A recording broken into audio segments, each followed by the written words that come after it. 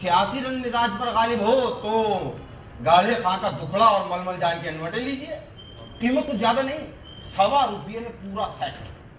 میر باقر علی کی وفات کے بعد برصغیر میں داستان گوئی پر چھانے والا قحط الرجال ختم ہوا اور نئے دور کا آغاز کیا باغ جناح لاہور کے اوپن ایئر تھیٹر میں، جہاں فنکاروں نے ساقی گری پڑھ کر محفل پر جادو کر دیا۔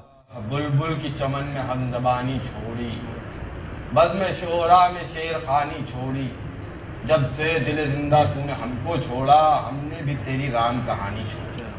انگ رکھے زیبتن کیے، سر پر روپیلی ٹوپیاں اوڑے، داستان گو نے داستان امیر حمزہ پیش کر کے ماحول ہی گرما دیا۔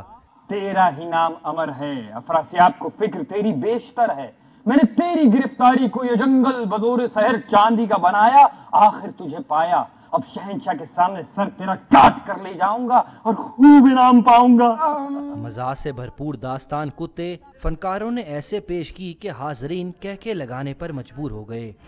بڑے بڑے چکادریوں سے کتا پالنے کے ادب آداب سیکھے تو معلوم ہوا کتے کے ساتھ نرمی کا رویہ لازم ہے، اور اس کے سامنے بچوں کو بے دردی سے نہیں پیٹنا چاہیے ورنہ اس کی شخصیت بچک کر رہ جاتی ہے۔